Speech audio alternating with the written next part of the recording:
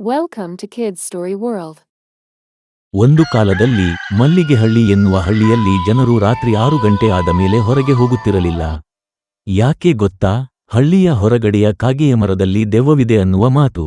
ಮರದ ಹತ್ತಿರ ಹೋದವರು ಚಿಕ್ಕು ಚಿಕ್ಕು ಅನ್ನೋ ವಿಚಿತ್ರ ಧ್ವನಿ ಕೇಳುತ್ತದೆ, ಮಬ್ಬಾದ ಗಾಳಿ ಬೀಸುತ್ತದೆ, ಮರದ ಒಂದು ಕೊಂಬೆ ಕದ್ದಂತೆ ಜಾರುತ್ತದೆ ಅಂತ ಹೇಳ್ತಿದ್ದರು. ಹಳ್ಳಿಯಲ್ಲಿದ್ದ ಮಂಕು ಎನ್ನುವ ಕುತೂಹಲದ ಹುಡುಗ ದೆವ್ವವನ್ನು ನೋಡೋ ಆಸೆಪಟ್ಟ. ನೀವೆಲ್ಲ ಹೆದರ್ತೀರಾ, ನಾನು ಹೋಗಿ ಕಣ್ರಿ ಅಂತ ರಾತ್ರಿಯಲ್ಲೇ ಟಾರ್ಚ್ ಹಿಡಿದು ಕಾಗೆಯ ಮರದ ಕಡೆ ಹೊರಟ. ರಾತ್ರಿ ನಿಶ್ಶಬ್ದ, ನಕ್ಷತ್ರಗಳು ಮಾತ್ರ ಮಿನುಗುತ್ತಾ ಇದ್ದವು. ಮಂಕು ಹತ್ತಿರ ಹೋಗುತ್ತಿದ್ದಂತೆ ಮರದ ಮೇಲೆ ಕಾಗೆಗಳು ಗದ್ದಲ ಶುರುಮಾಡಿದವು. ಕಾ ಕಾ ಗಾಳಿಯು ಜೋರಾಗಿ ಬೀಸಿದ್ರು. ಮಂಕಿನ ಹೃದಯ ತಡತಡ ಬಡಿತ. ಆ ಕ್ಷಣ ಮರದ ಮೇಲೆ ಬಿಳಿ ಬಿಳಿಯಾಗಿ ಹೊಳೆಯುವ ಆಕಾರ ಕಂಡಿತು. ಮಂಕು ಬೆಚ್ಚಿಬಿದ್ದ. ಅದೋ ದೆವ್ವ ಎಂದುಕೊಂಡ. ಆದರೆ ಧೈರ್ಯ ಮಾಡಿ ಹತ್ತಿರ ಹೋದ.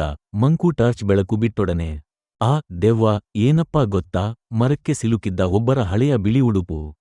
ಗಾಳಿಗೆ ಹಿಗ್ಗಿ ಹಿಗ್ಗಿ ಹಾರುತ್ತಿತ್ತು. ಇದನ್ನೇ ಎಲ್ಲರೂ ದೆವ್ವ ಅಂತ ಭಾವಿಸಿದ್ದರು. ಮಂಕು ನಕ್ಕ. ಇದು ದೆವ್ವವಲ್ಲ, ಬಟ್ಟೆ ಎಂದು ಹಳ್ಳಿಗರಿಗೆ ತೋರಿಸಿದ. ಅಂದಿನಿಂದ ಯಾರೂ ಕಾಗೆಯ ಮರವನ್ನು ಭಯಪಡಲಿಲ್ಲ.